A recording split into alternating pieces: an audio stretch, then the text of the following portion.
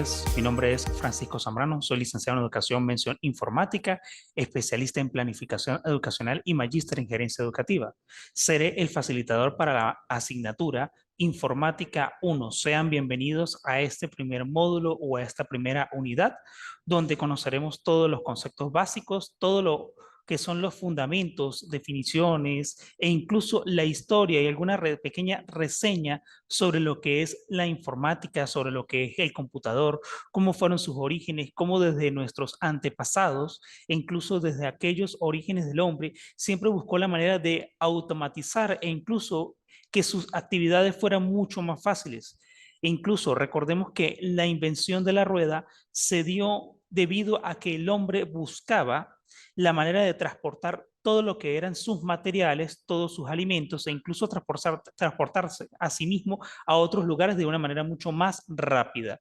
Entonces, comencemos primero que todo con dos definiciones que son básicas para nosotros. Tenemos primero la informática. En este caso tenemos que la informática es la ciencia que estudia el tratamiento automático y racional de la información. Es automática por ser máquinas las que realizan trabajos de captura, proceso y presentación de la información. ¿Qué quiere decir esto? Es decir, que la informática es aquella ciencia que va a trabajar en beneficio de la información para realizar ese tratamiento automático y racional de la información. ¿Por medio de quién? De las máquinas automáticas, es decir, de los computadores. Pero también hoy en día recuerden que tenemos otros dispositivos electrónicos, como son los smartphones o los teléfonos inteligentes, tenemos las tablets e incluso hoy en día han salido los famosos relojes inteligentes. Estos equipos también entran en la gama de la informática, también para tratar y racionar la información de una cierta medida, ya que nosotros por medio de un reloj inteligente podemos sincronizarlo con nuestro smartphone y de esta manera conocer cuándo nos llega información a nuestro correo electrónico, cuando tenemos un mensaje por vía WhatsApp, mensaje de texto o incluso una llamada. Todo esto es gracias a esa pequeña red que prácticamente hacemos al sincronizar nuestros dispositivos electrónicos. Es también cuando se habla de la parte racional, es el todo proceso definido a través de programas que siguen el razonamiento humano. Es decir, cuando hablamos de razonamiento humano, es decir, el pensamiento que tiene el ser humano, el pensamiento que tiene el hombre para poder entender o comprender cualquier evento o cualquier situación o circunstancia que acontece el día con día. Además, debemos tomar en cuenta lo siguiente, que nosotros como seres humanos que hemos poblado nuestro mundo, buscamos la manera de que sea mucho más fácil el trabajar o realizar ciertas actividades, tratar de que sean automáticas, solamente con hacer un clic o presionar un botón. Es también importante decir que la informática es la ciencia que está al servicio de la humanidad para facilitar la vida cotidiana, como ya lo dije anteriormente. Es más, en nuestros tiempos actuales tan cambiantes. Recuerden que nosotros estamos en una época o en un tiempo en el cual cada día van avanzando más la informática, cada día va apareciendo nuevos conceptos, nuevas definiciones y nuevas tecnologías que nos ayudan a nosotros a nuestro beneficio. Pero nosotros, al ser los seres humanos, de una manera que buscamos la distracción, el entretenimiento, buscamos que estas nuevas redes que van apareciendo sea solamente para entretenimiento, pero también debemos aprovechar al máximo que estas tecnologías que han aparecido sean para otros aprovechamientos como el conocimiento, la educación e incluso la administración. Recuerden que ustedes son estudiantes del área de administración de contaduría pública y la informática deben utilizarla para lograr ese entendimiento y poder realizar de forma automática su trabajo y poder continuar día con día. Por otra parte, tenemos a la computación. La computación debemos recordar que es una rama de la informática que se encarga de todos los estudios y diseños de la computadora en relación a su proceso y velocidad. La computación va a trabajar de la mano con esta máquina automática llamada computador o como lo conocen con el otro nombre de ordenador. En la computación Vamos a leer esta pequeña definición que les traje aquí para ustedes. Es la ciencia que ocupa del estudio de las computadoras, abarca su diseño y operación y uso en el procesamiento de datos. En otras palabras, la computadora alude al estudio científico que fundamenta sobre ciencias automáticas para el manejo de información, que puede realizarse por medio de herramientas pensadas para dicho fin.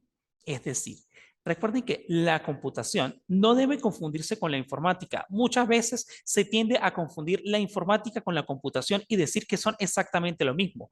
No, la computación se encarga del diseño de las computadoras, se encarga de las operaciones, de los procesamientos de datos.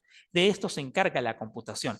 En cambio, la informática es la ciencia del tratamiento racional de la información. Ella se encarga de la información.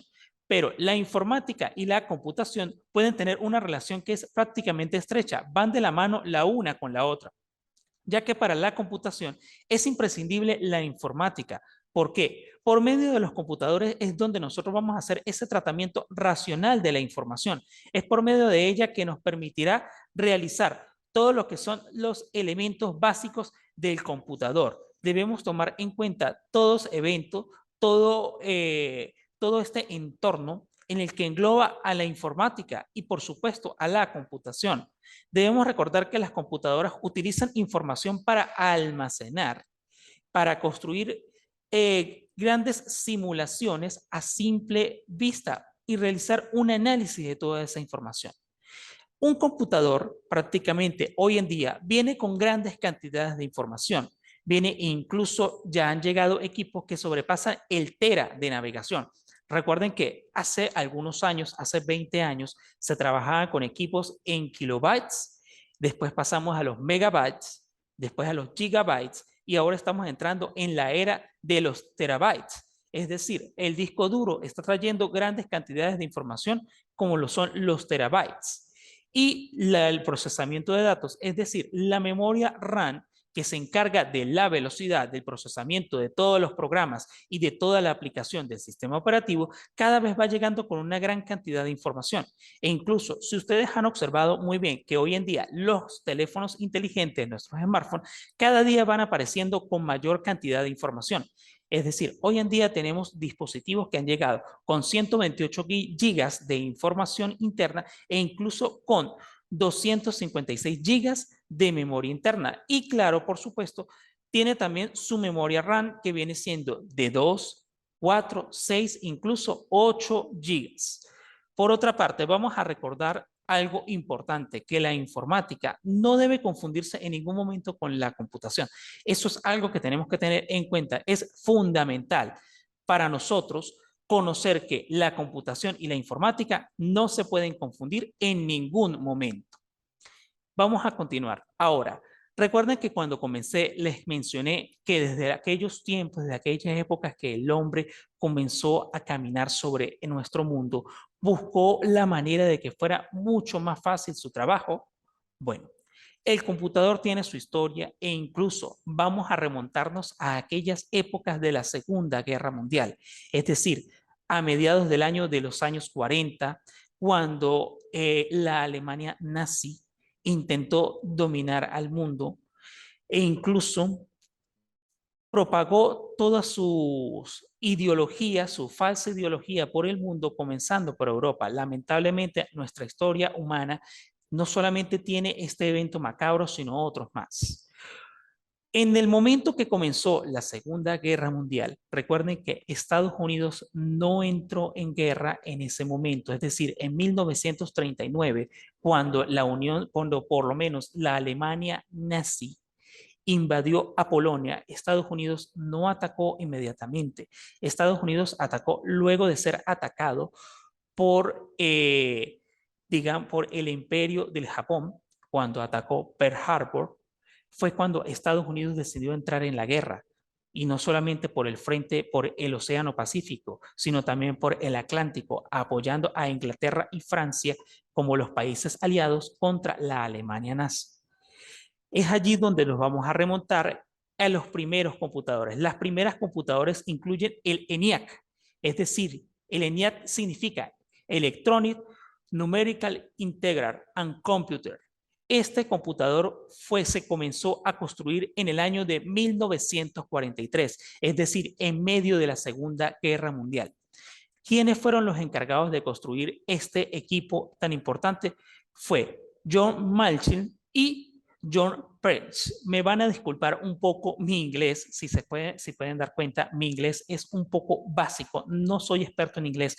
Me van a disculpar ustedes si de repente tengo entre mis estudiantes alguno que sea bilingüe, alguno que sea experto en inglés, de verdad, discúlpenme. Por allí les voy a dejar las diapositivas en la plataforma por medio del módulo 1. Esta es la primera unidad. Les voy a dejar esta presentación ya que va a ser indispensable para la primera actividad y la primera evaluación que vamos a realizar. ¿Cómo va a ser nuestra primera evaluación? Se las voy a explicar en este momento. Voy a dejarles en la plataforma la hoja de trabajo por medio de la cual va a indicar todas las instrucciones, cómo va a ser la evaluación, qué ponderación va a tener y qué puntaje va a tener, cómo va a ser, cómo la deben realizar e incluso en qué programa la deben realizar. Por el momento lo que les puedo decir es que la primera evaluación que nosotros tenemos será un ensayo. Ese ensayo va a ser de 2 cuartillas, es decir, 2 hojas. Vamos a trabajar con el programa Microsoft Word. El programa Microsoft Word nosotros lo vamos a conocer en un tema mucho más adelante, pero por medio de este ensayo no solamente me va a permitir a mí conocer ¿cómo están ustedes en la parte de redacción, en la parte de investigación y en la parte de análisis para desarrollar este ensayo? Eso sí, por favor, no solamente se guíen de la información que les estoy dejando por aquí respecto al tema número 1, sino también busquen información por medio de Internet. No solamente se guíen por aquellas páginas como Wikipedia, Rincón del Vago, no, vamos a indagar un poco más, vamos a buscar otras páginas, vamos a buscar mucha más información. Recuerden que la investigación es nuestra principal amiga al momento de conocer nuevas informaciones. Ahora vamos a continuar. Muy bien, estos señores que les acabo de mencionar que construyeron el ENIAC, ¿dónde lo realizaron? Fue en la Universidad de Pensilvania en los Estados Unidos. Esta enorme máquina medía alrededor de unos 30 metros y pesaba 32 toneladas. Es decir, era una máquina impresionante, era una máquina tan grande como una habitación y generaba una gran cantidad de calor. Claro, para esta época era la primera generación de los computadores y se utilizaban computadores con válvulas a vacío. Pero escuchen muy bien este dato y este número. Estaba compuesto alrededor de 17.468 válvulas de tubos a vacío. Es decir, imagínense esa gran cantidad de válvulas que tenían una tras otra esta máquina y simplemente funcionaba para realizar era un solo proceso. Realmente era algo engorroso. ¿Por qué? Ella utilizaba la información, se le introducía de repente en un sitio de la habitación y al otro lado de esta habitación era donde daba la salida de información, pero no era una salida clásica como lo que nosotros hoy tenemos. Por ejemplo, los computadores hoy en día nos dan prácticamente hojas de papel impresas de lo que nosotros realizamos en todas las aplicaciones y programas, sea en correo electrónico, sea en internet, sea en cualquier aplicación de procesador de texto, hoja de cálculo, es decir, en cualquier programa que nosotros estemos utilizando, nos va a dar la oportunidad de imprimir y esa impresión va a ser en un texto que sea a nuestro idioma, que sea legible. Pero en aquellas épocas no, en aquellas épocas era todo perforado, es decir, las máquinas daban una información con tarjetas perforadas que simplemente tenían una serie de huequitos que eran unos caracteres especiales. Estos caracteres tenían un significado que sus creadores o aquellas personas que trabajaban con estos equipos eran los que tenían el conocimiento sobre esa información. Ahora, vamos a lo siguiente. ¿Recuerdan que les dije que esta máquina generaba un gran calor? Ok, esta máquina generaba alrededor de unos 50 grados centígrados. Imagínense una habitación con 50 grados centígrados. Tenía que estar bien ventilada para que no ocurriera un incendio, no hubiera un sobrecalentamiento de aquella máquina. Muy bien. Continuamos ahora con lo siguiente. Este computador ENIAC se terminó o se finalizó de construir en el año de 1943, es decir, después de que terminó la Segunda Guerra Mundial. Entonces, si nos vamos a esta época, el fin de esta contienda hizo que los esfuerzos hasta entonces dedicados principalmente a objetivos militares. Hay algo que hay que aclarar. los equipos en esta época, los computadores utilizados, eran más que todo para la inteligencia militar, es decir, era el gobierno de Estados Unidos quien se encargaba de utilizar estas grandes máquinas o estos grandes equipos para poder procesar todos los datos y poder trabajar con ellos. Es decir, de esta manera podían realizar sus estrategias de guerra o incluso otras actividades que fueran mucho más rápidas. Entonces, se destinaron también otros tipos de computadores para la investigación científica e incluso para las empresas privadas. Recuerden que en aquellas épocas se empezaron a desarrollar otros inventos y grandes empresas vieron la oportunidad de oro que fue la Segunda Guerra Mundial para la salida de diferentes productos. Y es allí donde el computador que se empezó a desarrollar en aquellas épocas se introdujo dentro de estas empresas y dentro de estas investigaciones científicas y dio a luz otras oportunidades en el mundo. Ahora, los esfuerzos múltiples que dieron los resultados en 1945 se comenzaron a trabajar con la sucesora del ENIAC, es decir, un computador conocido como EBAC. Este computador, en inglés, me van a disculpar nuevamente mi inglés, es Electronic Discrete Variable Automatic Computer. Este computador es un nuevo diseño, un nuevo equipo que fue mucho más avanzado que su anterior predecesor, el ENIAC, ya que realizaba operaciones mucho más rápidas e incluso, a pesar de que también era de un gran tamaño, utilizaba tubos de válvulas a vacío, pero ¿cuál era la ventaja de este equipo? Que su procesamiento era mucho más rápido, es decir, podía dar en un tiempo más corto la información que se necesitaba. Vamos a continuar ahora. En 1951 estaba considerada como la primera generación de los computadores, que se le llamó Sally. Fue ampliamente comercializada. Esta computadora llamada Sally fue uno de los primeros equipos que salió al comercio, es decir, que era accesible a diferentes personas que la pudieran adquirir. Claro, por supuesto, en aquella época había que tener una gran cantidad de dinero para poder adquirir este computador. E incluso se comenzó a funcionar con éxito un computador llamado Unibat 1, que fue otro computador que también salió a la venta. En 1952, el Unibat se utilizó para realizar el recuento de votos, de las elecciones principales de Estados Unidos. Es decir, fue en aquella época que se dio por primera vez en la historia que una máquina automática se utilizara para el conteo de votos en unas elecciones y se utilizó en los Estados Unidos. Realmente fue algo muy rápido porque el resultado se conoció en tan solo 45 minutos después de que cerraron los colegios electorales. Entonces, fue una gran ventaja para esta época. Ahora, en este año 1952 está en funcionamiento la primera computadoras llamadas IAX máquinas, IAX Machines, diseñadas por John von Neumann, que fue otro de los grandes científicos que se encargó del diseño y la creación de computadores. Ahora, se incorporan notablemente mejoras respecto a sus predecesores y en 1962 se creó el primer juego para computadoras que se llamó Space War, es decir, Guerra del Espacio. Fue hasta este año 1962 que el computador se comenzó a utilizar para el entretenimiento y para el ocio. Es decir, en épocas anteriores solamente era para trabajo. Pero gracias al señor llamado Steven Russell, que fue el creador de este primer juego llamado Space Wars. Ahora, vamos a retroceder un poco más de tiempo, vamos a ir un poco más atrás y vámonos a la época en, digámoslo, aquellas épocas pasadas. Vamos a empezar a hablar primero que todo de los instrumentos de cálculo.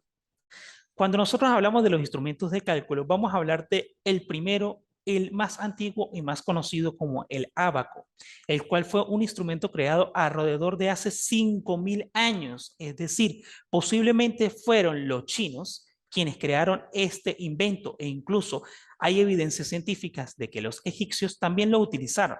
Ajá, el ábaco se utilizaba para operaciones aritméticas sencillas como la suma, resta, multiplicación e incluso la división. Claro, más adelante se utilizó para otras operaciones más complejas como el cálculo de raíces cuadradas. Ajá. ¿Cómo es el ábaco? Si podemos observar, o si ustedes pueden observar en la presentación que les estoy dejando por acá, el ábaco está estructurado por un marco de madera que tiene una serie de palos verticales con una serie de bolitas móviles. Ok, estas bolitas móviles tenían una fortaleza bastante dura que podían desplazarse de izquierda a derecha o de arriba a abajo para permitir realizar esta serie de conteos, esta serie de cuentas que incluso permitían a los seres humanos o a las personas en aquellas épocas llevar sus cálculos de una manera mucho más sencilla que llevarlas de una manera más mental, ya que este instrumento de cálculo, como su mismo nombre lo dice, permitía realizar aquellas operaciones matemáticas tan sencillas como era la suma, la resta, la multiplicación y la división. Ahora, vamos un poquito más adelante, vamos a llegar a esta época ya más del Renacimiento, vamos al año de 1617, que se da a conocer el ábaco de radiología, cuya función era el cálculo de productos y cocientes. Estaba compuesto por una tabla numerada en un lateral, varias varillas de marfil y la peculiar tonalidad de este material hizo que el invento recibiera apelación de los huesos de Napier. Es decir, debido al color que se le observó a este nuevo instrumento de cálculo, se le dio el apelativo o el apodo, para decirlo de esta manera, los huesos de Napier, ya que John Napier fue quien realizó o creó este instrumento en el año de 1617. Ahora, vamos con otro de los instrumentos de cálculo más básico e incluso que se utiliza hoy en día, como son los logaritmos. Claro, hoy en día los logaritmos son utilizados en la matemática para realizar operaciones de base b de un número real positivo en n, que es el exponente x de b para obtener n. Es decir, les explico de una manera más simple. El logaritmo me permite a mí utilizar números de base 10 para calcular una n cantidad de números. Es decir, por ejemplo, en la notación científica, cuando hablamos del 2 por 10 a la 3, es decir, estaríamos hablando del número 2 seguido de 3 ceros. Recuerden que en la notación científica nosotros traducimos por medio de la base 10 e incluso elevado a la parte negativa como la parte positiva para saber operaciones muy pequeñas o operaciones o números muy grandes. Perdón, continuando ahora. Antes de morir, John Napier publicó las primeras tablas de logaritmos, sentó las bases para el desarrollo de las reglas deslizando en 5 años más tarde. Hace posible transformar una multiplicación en una suma, una división en una resta y una potencia en un producto y una raíz en una división.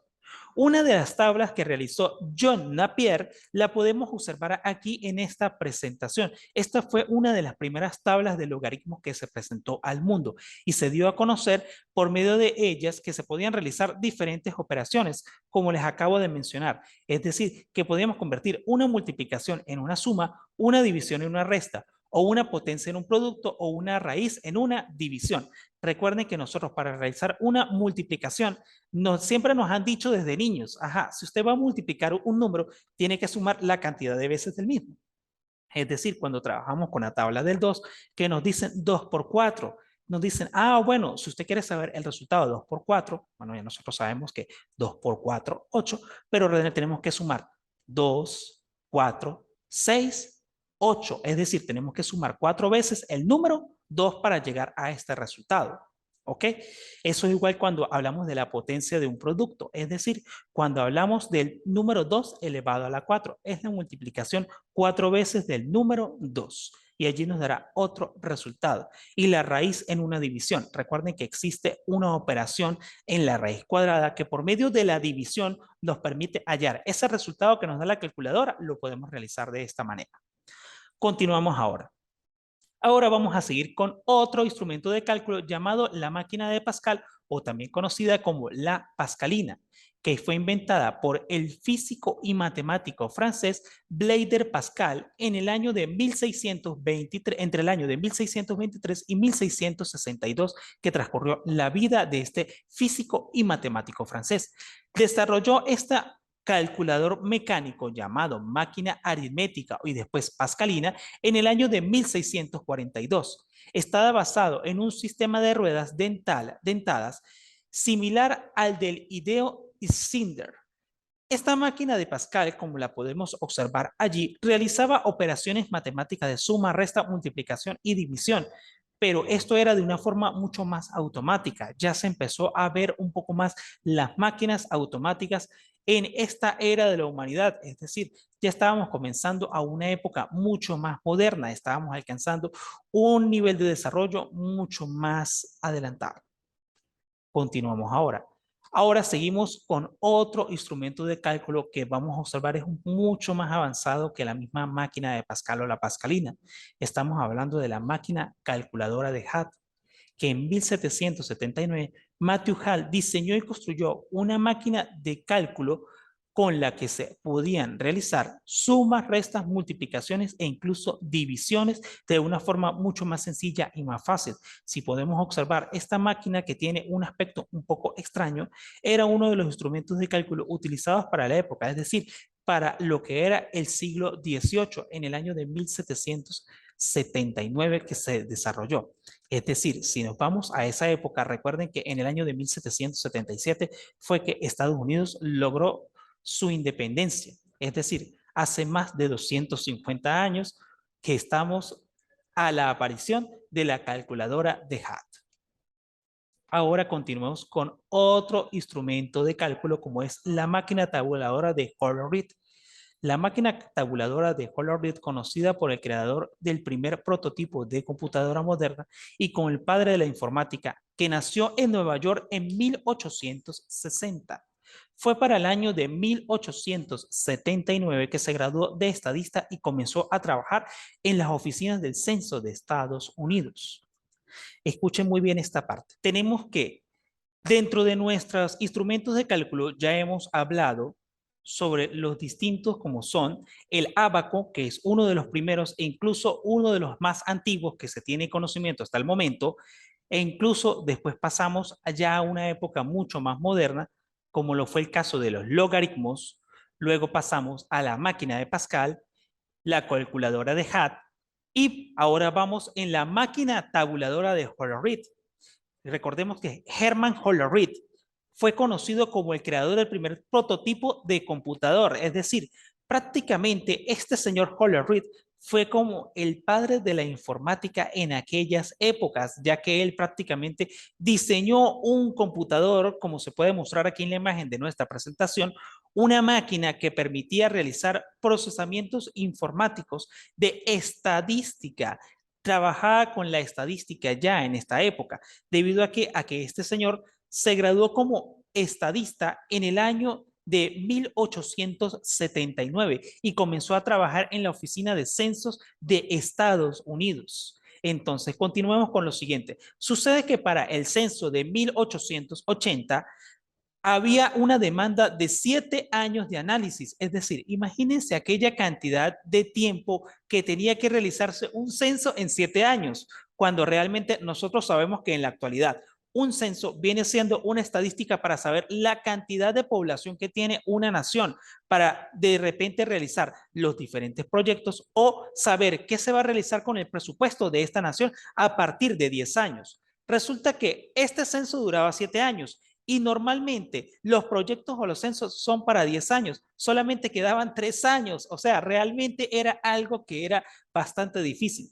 Fue entonces para el censo de 1890 que se amplió esta tabulación a 10 años de una forma manual.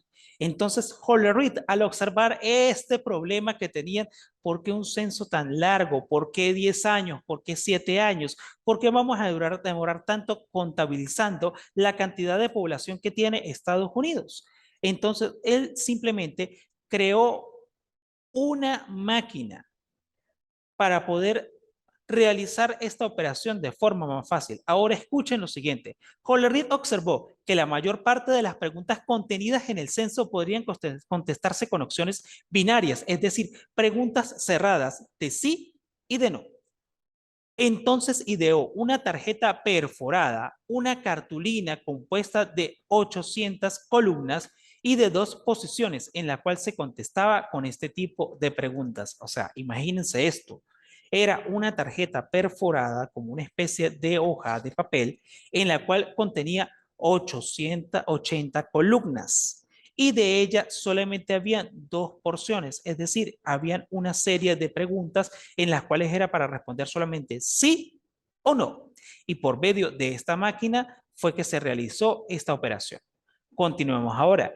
En 1890, el gobierno de Estados Unidos eligió la máquina tabuladora de Hollerith para elaborar el censo. Con este método, el resultado del recuento y análisis del censo fue de 62.622.250 habitantes. Estuvo listo solamente en 6 semanas. Imagínense esta cantidad de tiempo, de 7 a 10 años a realizar un censo solamente en 6 semanas. Increíble, ¿no? Impresionante. Una rapidez e incluso con este número, esta gran cantidad de habitantes, es decir, 62 millones de habitantes. Es como si realizáramos un censo 2 veces a Venezuela. Ahora, continuamos con esta parte. Ya llegamos a una época mucho más moderna, ya llegamos a lo que es nuestro siglo XX y dentro del siglo XX nosotros vamos a conocer lo que son las primeras computadoras. Recuerden que el siglo XX llegó con diferentes acontecimientos, llegó con diferentes eventos, ya que si el siglo XIX había dejado ya varias independencias en el continente americano, la mayoría de países había obtenido su independencia, e incluso el siglo XX llegó con grandes modernizaciones.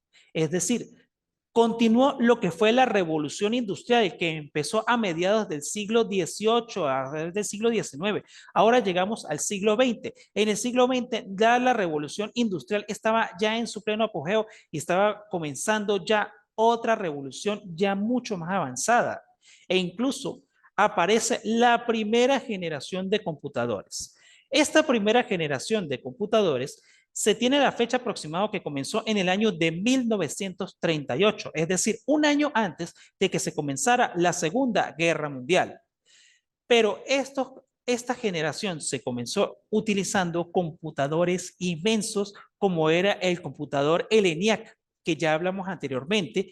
Este computador sabemos que el ENIAC, este ordenador, quedó listo en 1946, pero fue hasta el 14 de febrero de 1946 que el ENIAC logró resolver aproximadamente 5.000 adiciones y sustracciones, 350 multiplicaciones y 50 divisiones por segundo. Es decir, era un equipo bastante rápido para hacer una máquina tan grande, sí, pero esta era la cantidad de operaciones que lograba resolver. Me disculpan un momento.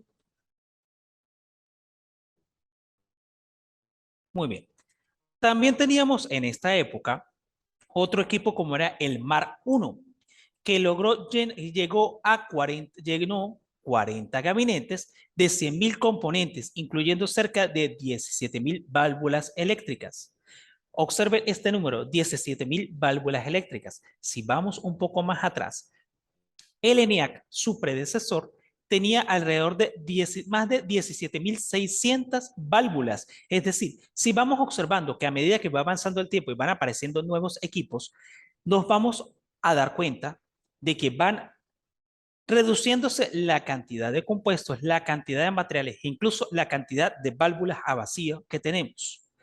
Este computador, a pesar de todo, que era un poco más nuevo, pesaba 27 toneladas y tenía una medida de 5 metros con 50 por 24 con 40 metros y consumía alrededor de 150 kilovatios de energía. Imagínense, un gran generador de electricidad eran estos grandes equipos.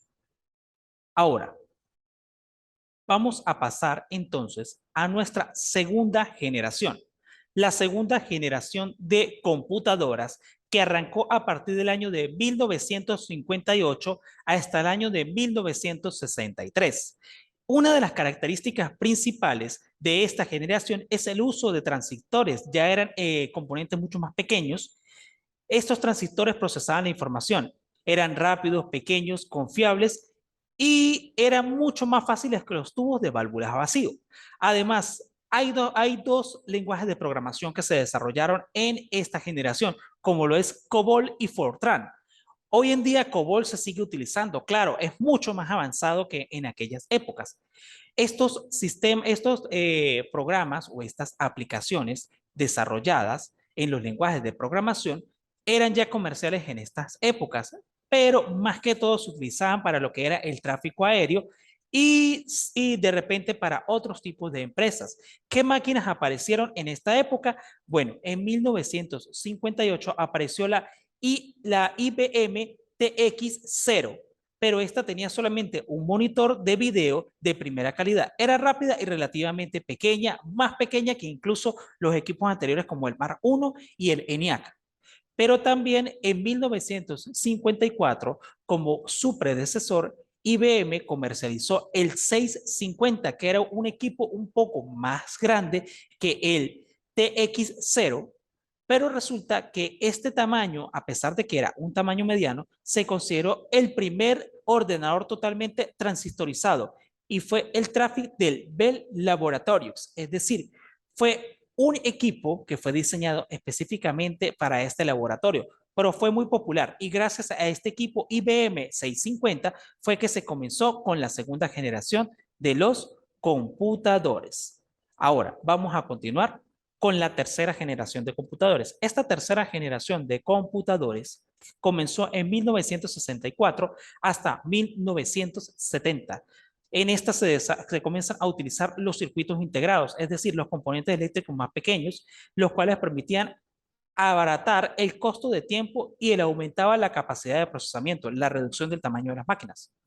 También se desarrolló los circuitos integrados. Pastillas de silicio eran mucho más pequeñas, como se pueden observar aquí en la presentación, e incluso se colocaban miles de componentes eléctricos en una integración bastante pequeña. Ajá. Aparece el primer mini computador comercial, que fue el PDP-5, lanzado por la American Dell, es decir, Digital Equipment Corporation. Pero este computador, a pesar de que fue el primer mini computador, tenía un precio alrededor de $18,000, es decir, lo que cuesta hoy en día una casa o un apartamento. Vamos a continuar con la cuarta generación de los computadores. Esta cuarta generación fue de 1971 a 1983. En ese periodo surge también el procesamiento de distribución del disco óptico y la gran distribución de microprocesador, es decir, por primera vez en historia aparecen los microprocesadores como los tenemos aquí. Aquí aparecen dos microprocesadores importantes como lo son el LSI Large Scale Integrated y el VLSI Very Large Scale Integrated. Allí podemos observar la imagen de cada uno de estos equipos. Pero también recuerden que en aquella época de los años 70 apareció la empresa Apple y uno de sus principales computadores que lo llevó a la gran fama mundial fue el computador Lisa. Lisa, lo podemos ver acá, es este computador que por primera vez tiene un teclado y también traía un mouse. Es decir, por primera vez en la historia empezamos a conocer lo que era el mouse y lo que era el teclado. Ahora, se caracterizan por la integración de componentes eléctricos, proporcionan la aparición del microprocesador, es decir, el único circuito integrado que reunía los elementos básicos de la máquina. Es decir, este microprocesador por primera vez decíamos que era el cerebro del computador. Ahora pasamos a lo siguiente. Tenemos aquí estos equipos que se comercializaron de la cuarta generación. Tenemos que en 1982 surge el 286, en 1985 el 386 y en 1989, es decir, hace alrededor de 33 años, el 486DX. Ahora, vamos a nuestra quinta generación. Resulta que hay mucha confusión actualmente, hoy en día, que se dice no estamos en la quinta generación, estamos en la sexta e incluso unos dicen estamos en la séptima generación de los computadores. Pero realmente muchos expertos y muchos informáticos dicen que estamos hasta el momento en la quinta generación de computadores. ¿Cuándo comenzó esta quinta generación? En 1983 hasta la actualidad. Es allí donde surge por primera vez el computador personal, el tal cual como lo conocemos. Es cuando IBM presenta su primera computadora personal que revoluciona el sector informativo. Las aplicaciones exigen cada vez más una mayor capacidad de procesamiento y almacenamiento de datos, sistemas especiales, sistemas multimedia, combinaciones de texto, gráfico, imágenes y sonidos, bases de datos, distribución y redes naturales. Estos son algunas de las cosas que se exigían ya dentro de esta generación y los computadores fueron avanzando. Fue allí cuando aparecieron de repente los sistemas operativos de Windows 95, Windows 97, la llegada de Windows 2000 e incluso el muy recordado Windows XP que duró durante varios años y hoy en día tenemos el Windows 7 que es uno de los sistemas operativos más populares que tenemos hoy en día. Ay, gracias. Dos. Sí.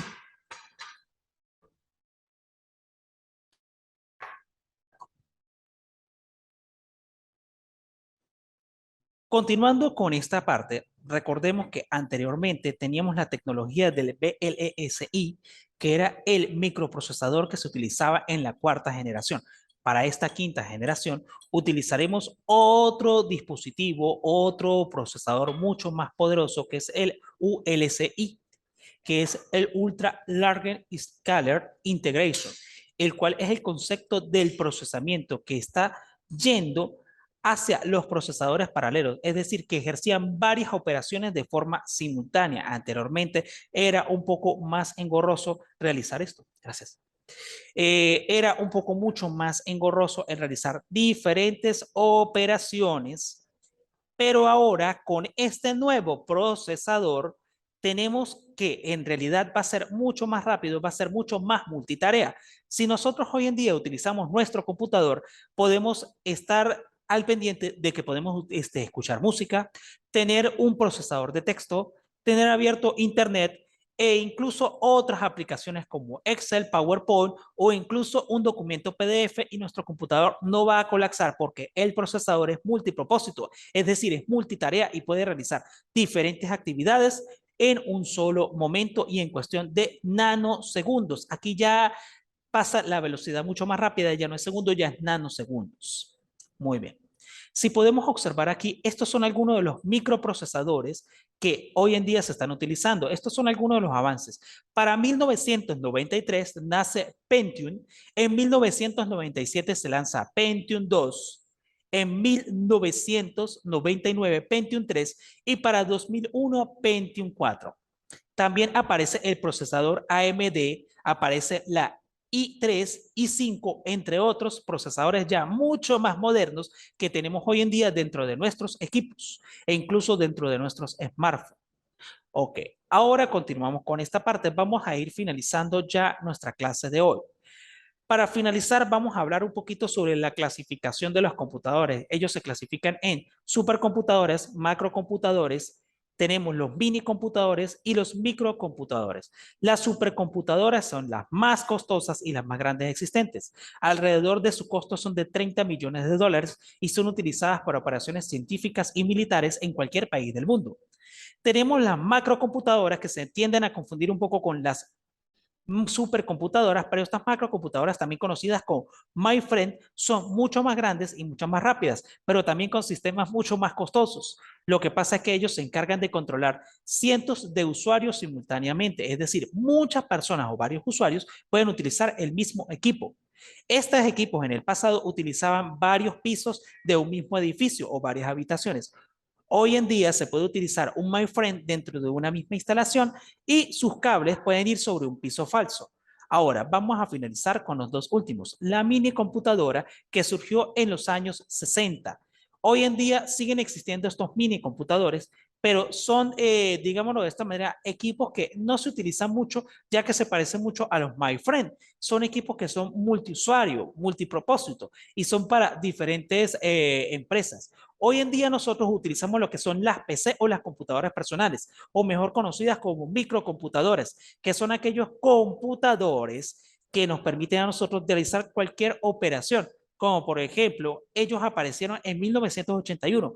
Recuerden que les dije que anteriormente IBM había revolucionado el mercado. Bueno, lo revolucionó con la invención de las PC, es decir, aquellas microcomputadoras personales que podían ser transportadas y se podrían tener en cualquier parte del mundo.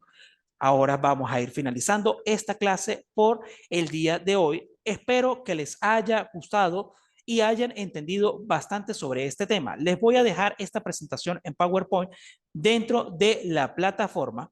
Cualquier duda, no duden en escribirme por dicha plataforma e incluso vayan leyendo, vayan buscando información relacionada a lo que va a ser el ensayo. En los próximos días estará disponible dentro de la plataforma La Hoja de Trabajo. Que estén muy bien, que tengan feliz tarde.